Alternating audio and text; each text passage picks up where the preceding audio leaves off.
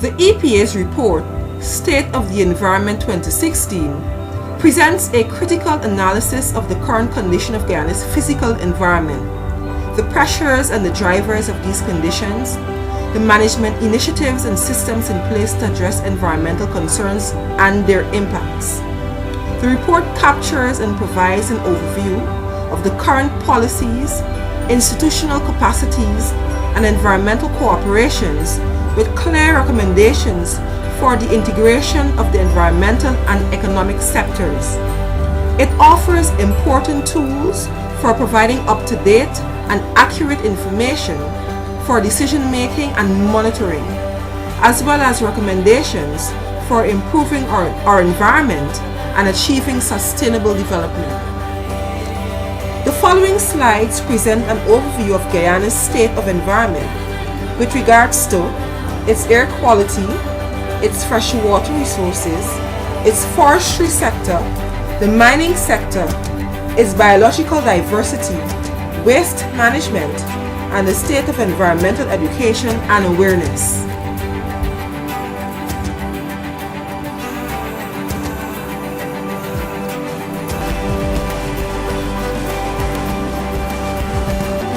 As with all atmospheric media that are exposed to developmental activities, the emission of greenhouse gases, whether in large or small concentrations, is inevitable.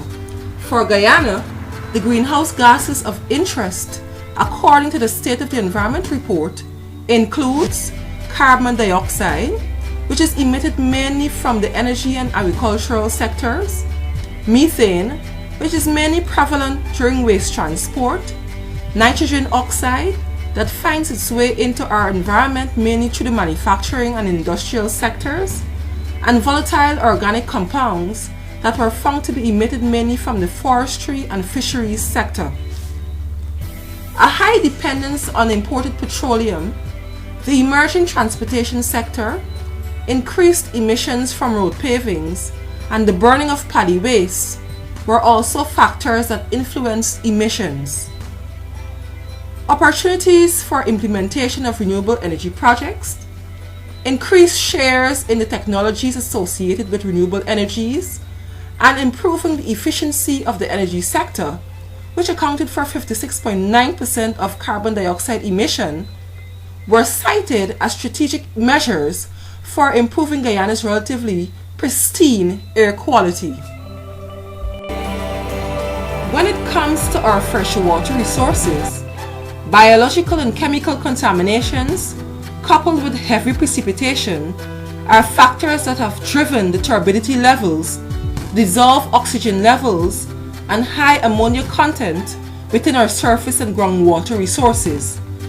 Man-made pressures from the agricultural sector, the waste management sector, the mining sector, and domestic activities are the main contributors to biological and chemical contamination and high turbidity. The highest turbidities reported between 2008 and 2015 were noted in the Conawarik River, located within one of the main mining regions, Region 8. So how do we begin to mitigate these negative impacts on our freshwater resources?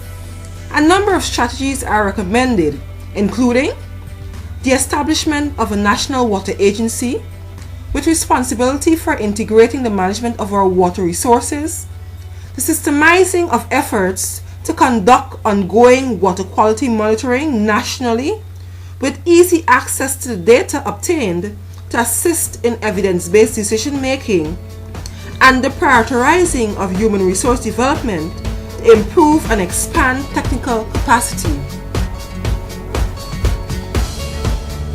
The mining industry has made and continues to make major contributions to Guyana's economy.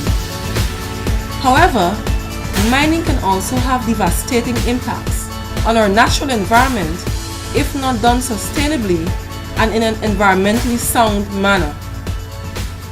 The State of the Environment report has noted that mining accounted for 60% of deforestation occurring in Guyana during the period 2009 to 2012 and had increased to 90% up to 2016. It has also contributed to freshwater pollution and poses a risk to human health. To combat the negative impacts of mining, the regulatory framework for the mining sector needs to be strengthened. The implementation of improved technological best practices to optimize recovery while posing less risk to human health and the environment needs to come on stream, and heightened collaborative and systematic monitoring of the sector needs to take focus in order to make the industry safe and sustainable. Guyana's land cover is more than 80% forest, rich in biodiversity within a unique geographical zone spanning the Amazon region and the Guyana Shields. Guyana's forests and ecosystems are largely intact and functional, with very low rates of destruction, degradation, and conversion. The threats of overharvesting, habitat loss, pollution, climate change, and invasive species to our forest and biodiversity are real. In light of these threats, measures have been put in place to reduce the likelihood of them occurring. Guyana, being a party to a number of multilateral environmental agreements, have implemented national policies and strategies to conserve and protect the country's rich biodiversity and forest cover. These include, just to name a few, conservation efforts such as the REDD+ initiative, the Low Carbon Development Strategy, and the Guyana Green State Development Strategy, a new policy being developed by the government of Guyana to further strengthen conservation efforts and protect our rich natural heritage. It is said that beauty is in the eyes of the beholder, and nothing can tarnish the beauty of a space to any beholder more than garbage and waste strewn in all places. The State of the Environment report cited the lack of adequate waste disposal facilities, inadequate enforcement capacity, illegal dumping of waste, and lack of proper coordination among agencies responsible for waste management as some of the factors influencing the state of waste management in Guyana. Recommendations to bring about improvement includes the implementation of an integrated approach to waste management, technical capacity building for stakeholders involved in all stages of waste management, increased budgetary allocation for EPA programs that promote public education and awareness, improved collaboration and coordination among all stakeholders, especially the policymakers, and the implementation of environmental education into the school curriculum to create a paradigm of proper waste management at an early age.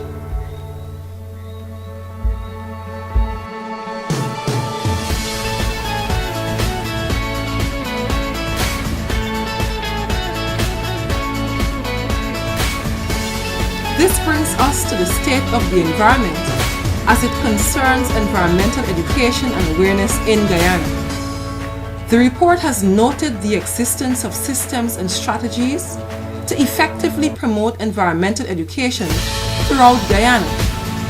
The EPA, through its Environmental Education and Awareness Program, has conducted and continues to conduct regional environmental management workshops, the coordination of cleanup activities, youth seminars, teachers training, and other capacity building programs in hopes of changing the mindset of people with regards to environmental issues.